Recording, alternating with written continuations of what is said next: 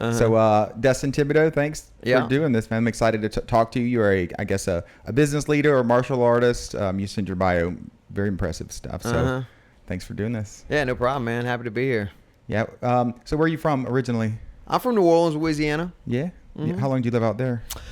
Most of my life, actually. So I moved out here in Baton Rouge around 30. I'm 45 now. So most of my life. I'm gonna be 45 next week, and Come on, we're the same age. Yeah, it seemed like it would never happen, but then 30 never. I never thought 30 would happen, and I never thought 40 would happen. So. Well, we're right around the same spot. I'm rounding up. I'm 45 in May. Oh, well, I'm older than you. And you never know when this podcast is coming out. I don't know when you're... You want to be precise here. And matter of fact, I'm starting to forget now, too. The other day, I'm talking to my wife, and I'm like, how old am I turning again? Am I turning 43 or 44? And she was like, no, you're turning 45. And I was like, wow. So, like, 45 is just in my head now. Yeah, it's a lot. Yeah, it's crazy. Well, I'm glad we're doing that together. So we met playing pickleball. You are one of the owners or the owner of Court to Table? Yeah, I am. I'm one of 5, yeah. Okay, cool. And you seem to be, you're very good at pickleball, by the way. Also, we played a few times. I guess we connected that way also. Thank you, man. Appreciate that. Yeah. I think you saw it when we became friends on Facebook. You said, hey, I saw you train jiu-jitsu or something. And then that was it. Yeah. I saw you you got your purple belt. And so I had to congratulate you on that. I mean, most people have no idea how hard and how huge of an accomplishment it is to become a purple belt in jiu-jitsu. I mean, so kudos to you for doing that. I'm one that knows how hard and how big of an accomplishment that is. So I can appreciate that. So when I see someone that, gets that, you might get it from your peers around jiu-jitsu, and you may get it from some random people, but they don't truly know how big of an accomplishment it is unless you actually did it and went through it. Does that make sense? Yeah. Thank you for saying that. And I agree. And you're also a martial artist, but you're multi-discipline. Yeah, did martial arts for a very, very long time, but yeah, more of a mixed martial art purist. Right. I trained a little bit of Muay Thai, boxing, jiu-jitsu, wrestling. Of course, love wrestling and jiu-jitsu. Right. If I could go do that every day of my life and play pickleball and play music, it'd be a perfect day. Right. Yeah, dude. Yeah. So you just naturally pick up on things really quickly. You seem like you're a fast learner. Yeah, I mean, I don't know if I just naturally pick up on anything. I guess maybe I just kind of get obsessed with one thing at a time and just, go all in on it. So, when I turned into pickleball, for instance, my martial arts just kind of went to the back burner and just went all in on pickleball, right? So just getting highly focused on one thing. And I guess, we're getting old now. So at 45, right, you spend 10 years on one thing, 10 years on another thing, 10 years on another thing. You're starting to develop a little repertoire of a few skill sets. Yeah, seriously. Well, we were talking the other night at Court to Table, and Dustin Poirier came up, and you're like, yes, I sparred with him. Yeah, I'm like, what? And you told me that story. Would you mind sharing that story real quick? Yeah, so that was a blast. So basically, we're at an open mat during the daytime at Josh Mancuso's gym, and they go way back, old training partners and whatnot. And we're training. This is around like a lunchtime, and he's in between fights, and he's in town, so he's looking to get some rolls. And it's just an open mat. Good group of guys. And so you know how it is for an open mat, right? After one rolls over, you kind of look around the room, you catch eyes with somebody, you give them the 2 thumbs up, they give you the 2 thumbs up, and here we go. And just so happens that day Dustin Poirier was in the room. So Dustin gives me the 2 thumbs up, and so here we go. Next thing you know, I'm sparring with Dustin Poirier. Sparring might insinuate striking. So there was no striking, right? This was just grappling. So wrestling and jiu-jitsu. But yeah, it was definitely a really good experience to be able to grapple with someone of that caliber. There's always another level, right? So, you as a mixed martial arts, you spar with professional fighters, amateur fighters all the time, more on a local level. Not too often do I get a chance to grapple with a UFC champion, right? So that day I got that opportunity. So it was pretty cool. That is very good. That's a cool story for sure. Yeah, the one thing about jiu-jitsu is that it's very humbling because, yeah, I'm a purple belt, but there's purple belts that are exceptionally better than me, and you always seem to find someone like that. So 100%. My definitely personal growth I've got out of martial arts has been the best thing for me, and the thing I enjoyed getting the most of in business, and as far as the incremental growth and including failure as part of the growth process and things like that, I think has really helped me a lot, and that's I treasure the most about. You have something similar with martial arts? Yeah, I mean, there's so many connections between music and martial arts and pickleball, right? And I got to throw in pickleball because that's what I'm just all in on right now is pickleball, right? And I think the thing is between these three things is the journey never ends with any of them. Right? With music, you're always learning. There's always a higher level. You're always trying to get better. It's the same thing with martial arts, like you said. There's always that next level, right? You get to your purple belt, and then you get really quickly humbled by someone who is just light years better than you, or even maybe a female who's smaller than you, right? Who's better than you. And pickleball is the same way. It's just constantly evolving. You're constantly learning. You're constantly getting better. So yeah, it's just a great journey. It keeps you interested, keeps you going back, right? Keeps you in really good shape. They even say people that play racket sports are, living longer. If that's not a sales pitch for pickleball, I don't know what is. Well, huh? For sure. So you mentioned about being a musician, and you're from New Orleans. Mm-hmm. Is that where I guess you started doing music there early on? Yeah, early on, man. I got introduced to jazz music by a phenomenal teacher named Andy Hemel. He's got a school on the West Bank of New Orleans where I grew up at, and I had the benefits of just having an amazing teacher that was able to prepare me to get into the school NOCA, which was a really hard conservatory to get into at the time in high school. And so I got into that school. All of your well-known jazz musicians, all your Marcellus brothers, Harry Connick Jr., they all graduated from this very prestigious school. And so I had the opportunity of basically, I would go to a regular school for about 3 hours, and then I would go spend the rest of the day training under famous jazz musicians, and got to play jazz music all day long. What instrument? I was playing bass at the time. Yes, I was an upright bass player. And, it was just a phenomenal experience. Wouldn't trade it for the world. One of the best experiences I had in my life. They basically turned me into a professional musician at, age 16 years old. I'm playing professionally in New Orleans. So, yeah, it was really, really cool. That's amazing. So I guess we're going to see some jazz nights over at Court to Table. You know what, man? I'm glad you said that. Like, we need to do a jazz brunch over there. I think that's a really good idea. It's an awesome venue too. Mm-hmm. By the way, let me say this: you guys did a great job with that place. Thank you, man. Food is great. Everything about it is just great. So yeah, congratulations on that. Thank you, man. Yeah. Takes a team, takes a village for something like that to come across. Right? There's a lot of challenges in opening up a indoor pickleball facility first. Right? I mean, we tore Baton Rouge apart. Some of the challenges on opening up an indoor pickleball facility is, well, you need a big space, right? 30 to 50,000 square foot space. And we wanted to do it in, a good area, right? Somewhere around campus. So a lot of warehouse spaces just don't have parking, right? So, that's one of the challenges is finding a big space with parking.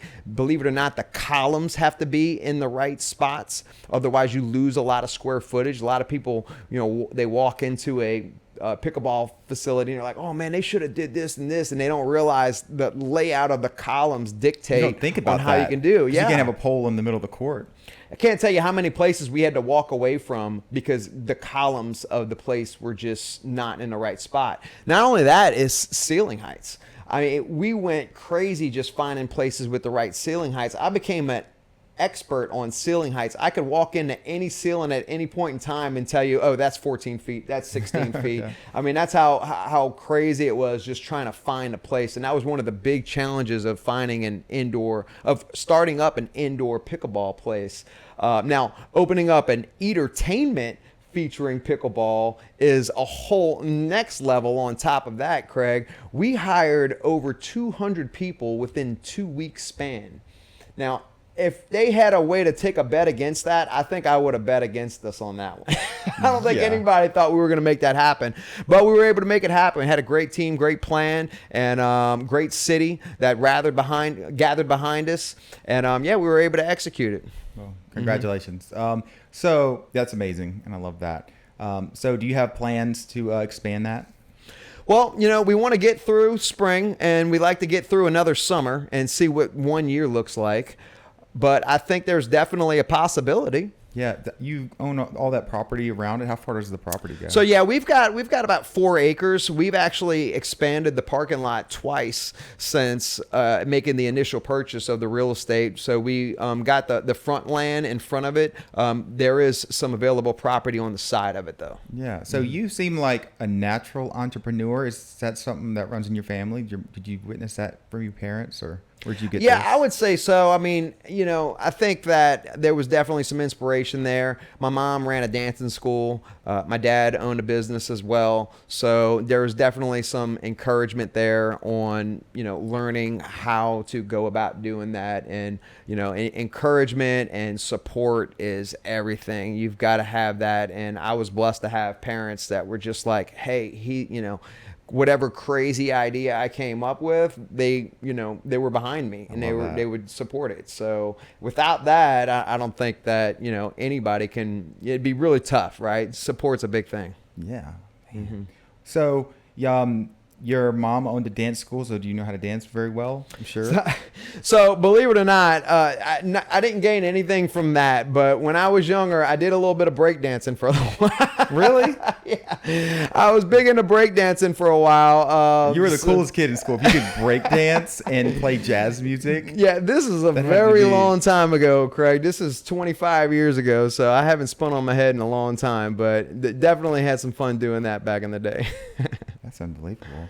Well, it's I tell you what, it's nice to find somebody kind of similar to me, because I never stop. And my wife, she says, like with pickleball, it's almost that's how I take a break, because when you're an entrepreneur, I mean, you're doing a ton of emails. You have a lot of things in your mind that have to get done, and that you're constantly thinking through. Yeah. And when you're doing pickleball, it's like just hit the yellow ball, but your brain is still able to sort of keep the same cadence as your, boom, boom, boom, call, email, tag, throughout the day. And then you're just still moving at that pace, but you're able to, it's like you're resting. It's kind of hard to say. I get refreshed from playing. Believe it or not, you leave drenched, you're exhausted and sweaty, but it is kind of a...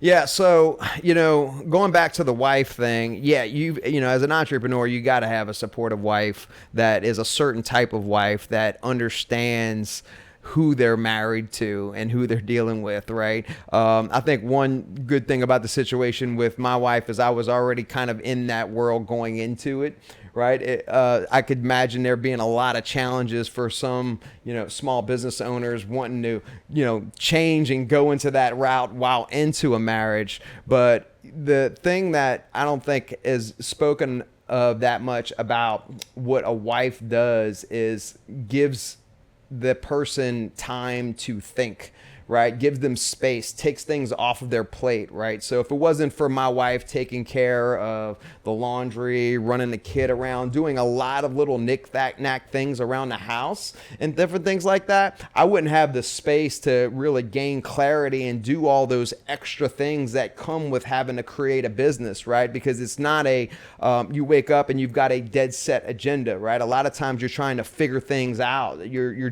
creating it. You don't know what exactly you have to do. So that's very important from the wife perspective. And from the release perspective of pickleball, so I actually miss martial arts on the other side. So I don't get the same release like you're explaining from pickleball that I got from martial arts. And let me explain why. So, if I went to a jiu-jitsu class, okay, and if I had a lot of things going on in life, let's say it was personal, let's say it was business, well, jiu-jitsu was my workout, right? That was my stress reliever, okay? When you go there, you're forced to have to forget about everything because the other guy's literally trying to kill you. So I mean, I don't care what's going on in your life. You better tune it out because you're going to get strangled. Am I lying or am I lying? You're right. And after, you are just, drenched and everything's out and boom, you're refreshed. I've actually not been able to experience that with pickleball. I don't know if it's the hand-eye coordination or whatever, but when things are on my mind, I'm not able to play pickleball at the same level that I can when my mind is a little bit more relaxed. I see what you So that's one thing that I really miss from training jiu-jitsu a lot, because if I go do pickleball and I'm stressed out or having a bad day at work and I have a bad day at pickleball, well, guess what? Now I just have a worse day altogether. And the second I walk through that front door, my wife can tell you right as soon as I walk through the door, she'll say, "Oh, you had a bad day at pickleball today." That's funny. I never thought about that, but yeah, jiu-jitsu forces you to be locked in because as soon as it starts off, it's like, oh, wait, I didn't want to do this. That's it, man. You better lock in, and if you're doing, boxing and MMA too, I mean, lock in or you're getting punched in the face. So, there's some immediate physical, repercussions of not locking in. Whereas pickleball, okay, whatever, I hit an out ball. Yeah. So yeah, well, up until recently, I wasn't doing pickleball correctly anyways, and so I was getting way too much of a workout more than I should have. I'm the only person leaping like this high in the air for no reason. So maybe that's what it was. I remember I played with you, and then I said, hey, you got any tips for me? And then you listed off 4 things like so quickly that it felt like you've been thinking about it the whole time we were playing. So it was really funny. Yeah. Well, I mean, there's a lot of things that are just kind of fundamental that can jump out at pickleball when you're playing someone that you're figuring out, right? So if I'm playing you across the other court, I'm analyzing what you're doing to try and beat you. So, if I'm able to rapid fire 4 things, it's because that's what I was doing to beat you in the game. So if you ask me the question, I can just very simply be like, well, you might want to check this out because this is how I was scoring points against you. Okay. And sometimes it's hard to, figure that out on your own. Sometimes in pickleball, you're just like, I don't know what's happening. Like, I'm just losing. No, yeah. My mind is definitely not on your side of the court. Yeah, my opponent's side of the court yet. I'm still like, okay, remember to stop when you hit the ball. Let me get this ball in play. Yeah. Keep it within the white lines. Yeah. So how long have you been married? Oh, man, I've been married for a long time now, around 17 years, yeah. Okay, nice. What does your wife do? So my wife actually manages truck stop casinos. Okay. Yeah. That's cool. Yeah, well, my wife helps me in the business, and so everything you said about her giving you space to, that's like so true. I identify with that so much. She'll say, oh, hey, I renewed your registration on the truck or something. I'm like, I forgot that was even a thing. Yeah. Yeah. So dude, you need a good wife to. 100%, man. I mean, those little knick-knack things take up brain power. And, if you don't have time to focus on your project, on what you're trying to do and create, then, yeah, I mean, it's going to be hard to launch. Yeah. Does your wife play pickleball with you? She plays a little bit. She's just a very social player, right? So she might just play a few times a month, maybe. Okay, that's very cool. Do you live close to your place? No, we're actually on the west side of Baton Rouge. So, I mean, it's not terribly far. I mean, 20 minutes without traffic, but trying to fight that Baton Rouge traffic sometimes can be crazy. Yeah. So the musician from New Orleans, is that your family, like generationally from New Orleans? Yeah, I mean, as long as I can remember. I think when we go way back, I think I got some family actually from out here in Donaldsonville. But for as long as I've known anybody in my family, we've been in the New Orleans area. Other musicians? Anyone else is a musician? Nobody really like significant, right? But my grandpa did play. My dad played a little bit. But I think that just, growing up with a mom who was a dance teacher, who really embraced the arts, things like that, it was very much encouraged. Like I said, her dad did play, and I was always encouraged to play music my whole life, and I was always interested in it as well. As a matter of fact, I don't know what your affiliation is. I kind of I breezed through a few of your podcasts. I noticed you guys talking about Assembly of God at one point in time. I was raised in an Assemblies church, and that's really where my first inspiration of music ever came from, was being in an Assembly of God church, which just very much back in the early 80s was just traditional gospel music. And Chip Rackey, who I just like idolized at the time, was just a phenomenal singer, playing on the B3, and I mean the band was just kicking all the time. And as a little kid, my earliest memories was just like I was just always super captivated on the band. I would go home and like pretend like I had keyboards and things like that. So my earliest influences, like a lot of musicians, just came from being in the church. Yeah. Is there any way where we can hear you play music? Any YouTube spots or anything? Yeah, I mean, there's some YouTube clips. The last really good gig I had, I was playing with a band called Kevin Gullidge and the Blues Groovers. And sad story is, I get this gig playing with these guys, and these guys are absolutely phenomenal. Kevin was like a top 10 American Idol guy. After that, his career really just took off. And so I was replacing a saxophone player, actually on a harmonica. Okay, and I started playing harmonica, got real serious about harmonica, really, somewhere in my 30s, as more of just kind of like a side thing. I was just coming off of a big stint in music career doing the complete opposite, and I was just looking for something different to do. But a few years back, actually, I got this great gig with Kevin Gullidge and Blues Groovers. I start playing with these guys, play some gigs around town with them, played Jazz Fest with them, and was supposed to go on tour with them to Europe. And I never had a passport, and my passport took too long to come in, and so they actually had to hire somebody else, and I missed out on just a phenomenal European tour, which would have took me around, playing multiple dates in Italy, Germany, Brazil, I mean, just everywhere. But Craig, everything happens for a reason. And, shortly after that is when I became, got on my journey for opening up a indoor pickleball place. So who knows, if I would have been on that journey, maybe I would have never took the turn and ended up on a corner on a journey to open up Court to Table, right? Yeah. So, well, man, so I guess it sounds like you naturally were drawn to music, but I feel like you are able to learn things really quickly and then get really good at them. Because when I asked you about pickleball the other day, you said 2 years, and which I've kind of been playing the same amount of time as you, but I'm nowhere near as advanced as you are in this. Is that something you feel comes to you naturally, being able to learn? No, I wouldn't say it's anything that comes naturally. I would say what it is understanding the process of learning. I got really fascinated. Like I remember when YouTube came out, and I started to learn the blues harp, right? The blues harmonica.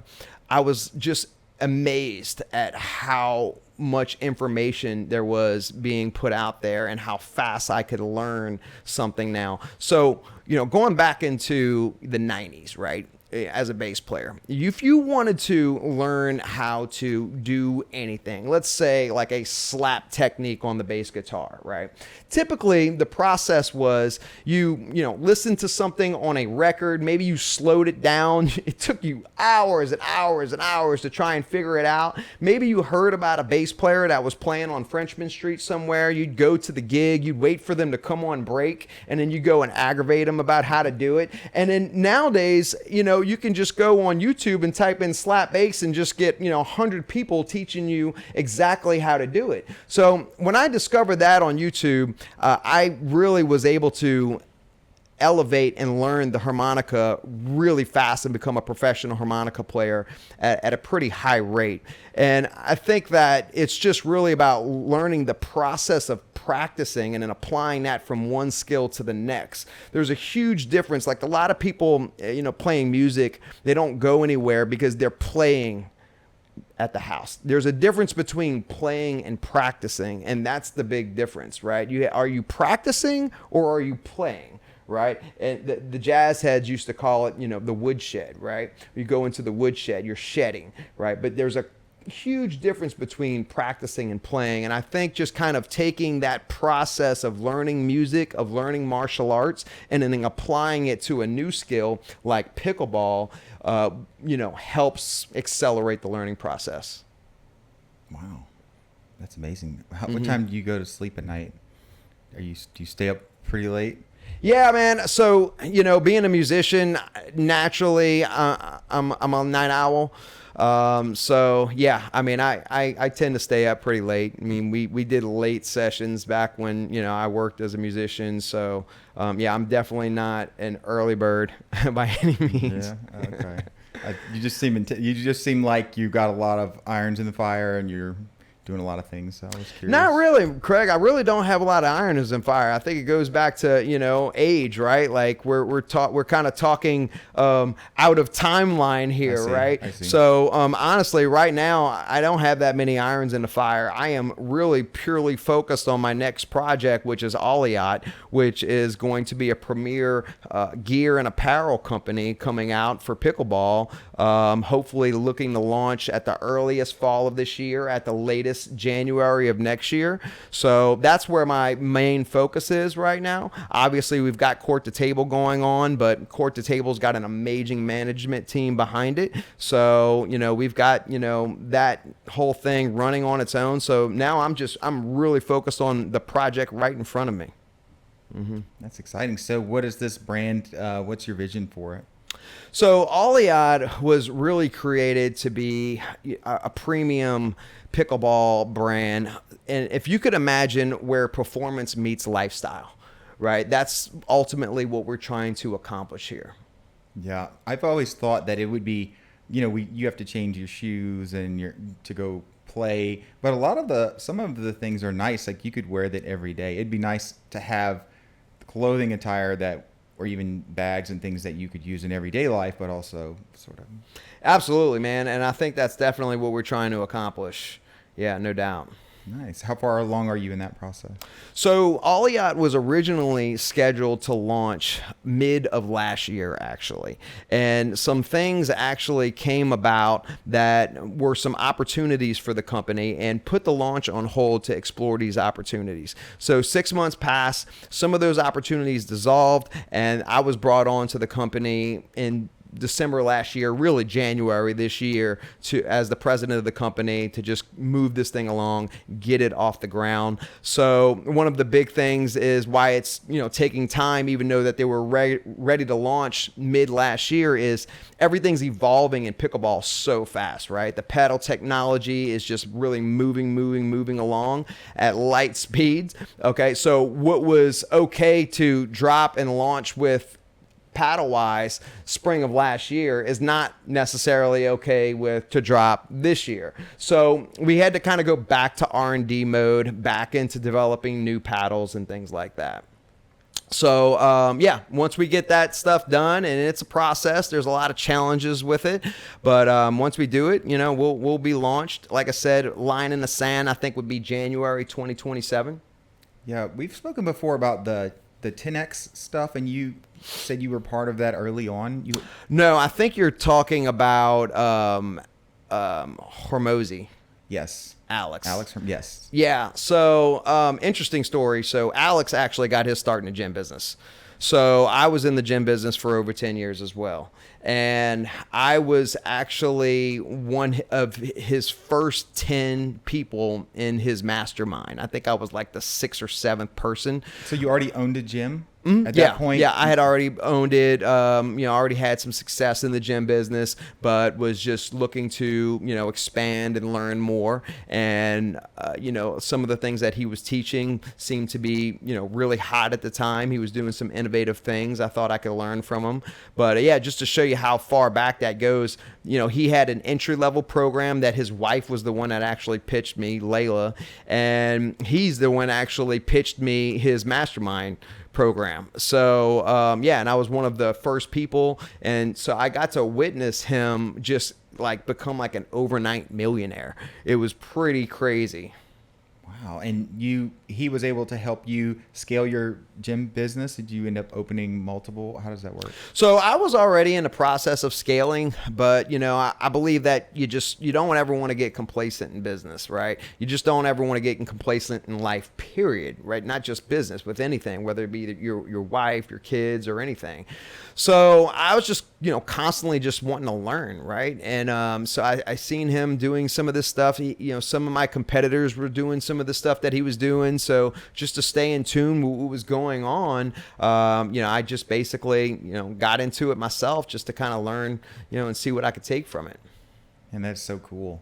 That's so cool. Do you regularly post content? I mean, I think a lot of young men, entrepreneurs should follow someone like you. I feel like you have a track record of being able to go into something and come out the other side of it successfully. Yeah, I need to probably, up my game on the content creation a little bit. So I have not been, huge into the content creation world or anything like that, and posting and stuff like that. I'd say that's definitely an area that I could get better on. One of the things that I learned from working with Alex was not as much content creation, but paid ads. So I got pretty good at running paid ads on, Instagram, Facebook, this, that, and the other. But I never did a ton of organic stuff. Okay, yeah, it's fun for me. It's like artistic. I like making the content, but a bit more in the world. There's just a lot of young. I don't know. Now the society now with like a lot of the young people trying to go into business. Yeah. They don't really have great role models that like you, someone that just knows how to get stuff done. Yeah. So yeah. Absolutely. Definitely. I agree 100%. There's definitely, room for everybody to be, contributing on social media, putting out some content or whatnot. For sure. Are you in the AI world? Have you been messing with any of that stuff? Absolutely, man. I mean, I'd say probably no more than a year, but just being a year in, I don't know how I ever actually did or created anything without it. I mean, now I'm not sure if I can think without AI anymore, right? I know. Someone wrote me a huge email, and I looked at it. I said, that's a copy and paste ChatGPT email right there. Yeah. So I copied their email, and ChatGPT, I said, formulate me a reply to this email. Oh, wow. And so we're close to the point where AI is interacting with itself. Yeah. Yeah. Wow. That's crazy that you even said it like that. Yeah. So any other hobbies you got lately? No, man, like I said, facing the normal challenges of everyday business, just being a small business guy, the thing with doing a paddle and a beer apparel company, right? Obviously everybody says, oh, it's so saturated. How are you going to do this? How are you going to compete? Well, Craig, there's not any business worth getting in that's not highly competitive or saturated. That's why you get into it, right? So, and like I said, I told you about some of the challenges earlier on opening up an eatertainment facility or just a straight up indoor pickleball facility, right? So yeah, there's definitely challenges. So that's kind of what I'm working through right now, man. Just kind of, focusing in. All stands for all in all the time, which is phenomenal because that's a personal ethos of mine as well. Like I said, I don't do a bunch of things at the same time, right? I usually just kind of focus on one thing at a time. And so I'm all in all the time on Olliat right now. I mean, from, the day I wake up, from the second I go to sleep, I'm focused on, hey, how can I make the best products for this company? And yeah, that's where I'm at right now, just doing that. Yeah. You guys have kids? I have one. I have a daughter, just started driving like a week ago. So yeah. She a pretty good driver? I think she's doing okay. Yeah, knock on wood. So yeah, so far so good. And this Life 360 app is incredible. I'm not sure how these kids are ever going to get away with anything with the Life 360 app, but I'm glad I have it. Yeah. Did you get her a self-driving car or one of the ones with the AI automatic stuff? Not yet. I guess that's soon to come, right? Let's see if she can prove that she can drive herself, and if she can't do that, then I guess we'll have to look into the AI side. You have to tell her stories like your dad used to have to drive the car himself. Oh wow! And yeah. Well, that's pretty incredible. Well, Destin, I appreciate you doing this. This is super cool, and anytime you'd want to be back part of this, you're always welcome. We can create some different content spots for you. If you don't like to do social, we could sit down sometimes and just do a bunch of spots, which a lot of the content you've done already has been really great, I think. for little clips that you could post and use in various ways. So. No doubt, man. And look, we get you to come and do on location at Ollieot's headquarters. So we just got a nice office right there on the corner of Perkins and PQ, which isn't too far from here, right next to Performance Contractors. Yeah, and that's where you are there. Yeah. So that's where we're at. And we are building a top-of-the-line, world-class lab to test pickleball paddles there, right here in Baton Rouge, Louisiana. So I'm talking about, the Canon, the high-speed camera, the works, the same type of lab that you'll find at USAP and what the UPAA uses to test their paddles and what, other big brands like Selkirk and Yola have. We're going to be one of, probably no more than 5 to 10 brands in the country that has this level of equipment right here. So we might have to do an on-location podcast. You come visit us, show you how we're testing paddles at Ollieot, because like I said, the second I wake up, I'm working on it. The second I go to sleep, I'm working on it. And what we're doing, Craig, is we're, backing subjective data with scientific data to come out with the best product, right? So I'm sure you know that paddles, they're like wine, right? Very subjective. When you hit a paddle, you might give me a completely different feedback from another person. So what we're looking for right now is we're looking for trends. So every day I'm going out on the courts and I'm testing paddles, and we're sending them out to different players all over the country, and we're looking for trends. Getting feedback, the same sort of phrasing. That's right. We're looking for some trends, right? Some subjective data from all the different prototypes that we have. Now, when we find that trend, then what I'm doing is we're going to the lab, okay, and then we're going to back it up with some lab testing and give us some actual scientific data. And when the scientific data matches with the subjective data, that's when we're like, okay, I think we might have something here. And that's how we're narrowing down our selection to come up with the best products. And that's how you do it. So when I first started playing pickleball, it was sort of, they were saying, oh, that's a control paddle and that's a power paddle. Mm-hmm. And I noticed, I said, well, I can't really, I do a lot of 3D printing. Like I do a lot of R&D. That's my business. I'm an inventor. I do a variety of things. I started feeling, I said, well, is this a good paddle, and why? And it was the same thing. I felt like I'm getting a lot of subjective data, info from them. Yeah. So been doing a lot of research on the testing of the paddles and various things.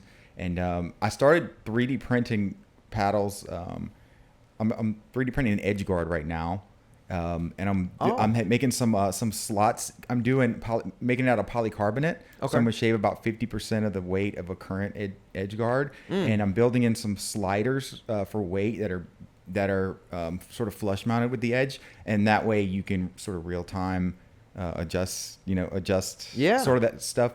But I'm still in the subjective phase. So when you get your lab up and going, I can come stick paddles in your machines. Absolutely, man. Yeah. So we're planning on opening it up to the public as well as a just testing lab, right? So, bringing influencers from all over the country. High-speed camera's legit too. Yeah. Maybe they want to come do some content, right? Testing paddles. Maybe, other developers just want to test paddles out of the lab so they can send it in and we'll test from them for them. So yeah, it's gonna be right here in Baton Rouge, Louisiana, man. And we already got some of the equipment installed. We have a pickle press installed now. The pickle press is already there. As a matter of fact, I posted a couple pictures of that on my Instagram recently, and the pickle press is really cool. So this is the actual machine that they use on location at the PPA events to test the paddles to see if they're still in line with what was originally used at the certification level. Yes. So we've got that in place. We've got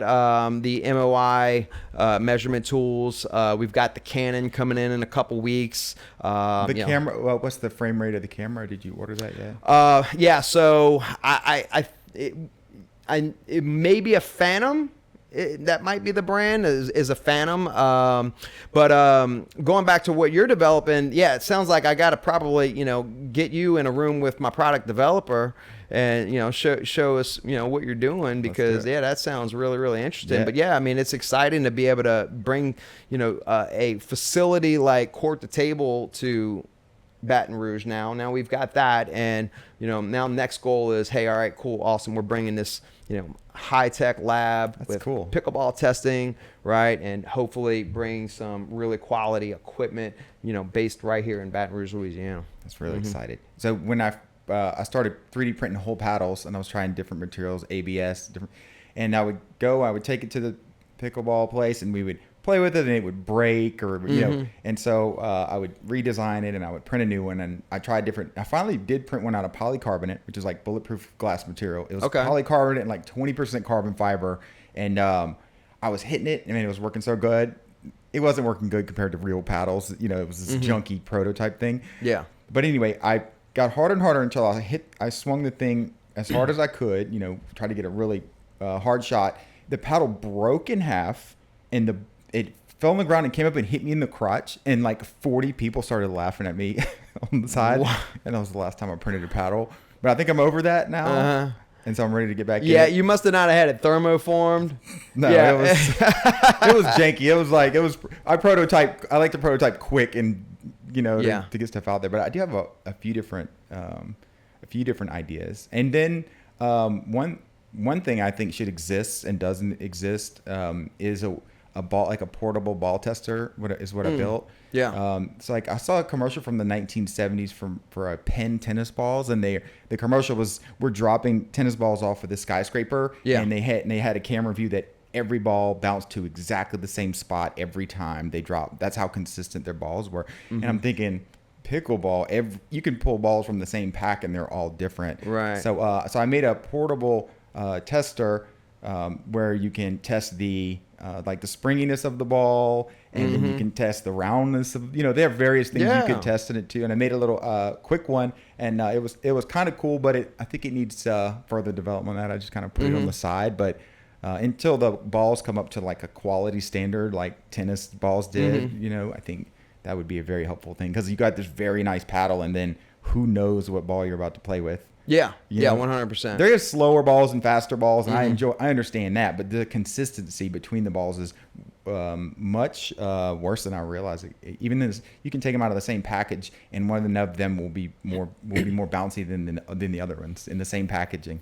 So, and then some of them warp, which your high speed camera is going to be amazing to see that kind of stuff. Like the balls warp, when they hit it and the ball's coming at you, it's warped and it bounces weird. And then when you pick it up, the warps kind of have resolved itself. So it'd be cool to know that kind of stuff. We can get some data like warpage. I think it needs to be electric, digital, because I think we need to spin the ball up to speed and to see how much it deforms during a top spin kind of thing.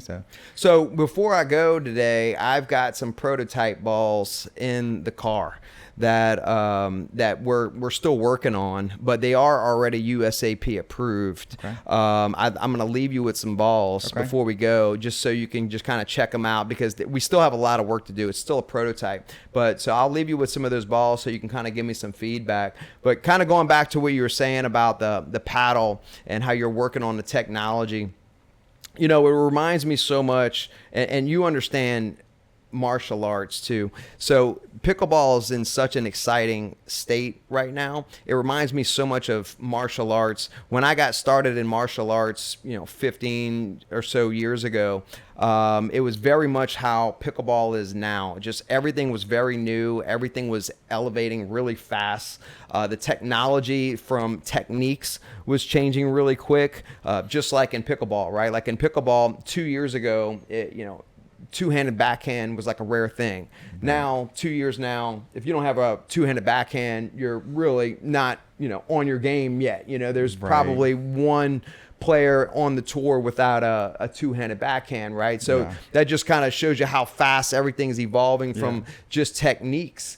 Like the UFC one, what Gracie was it that won the first one? Was it Roger? Hoist, yeah. So he was probably like today's blue belt equivalent. You saw the stuff he did.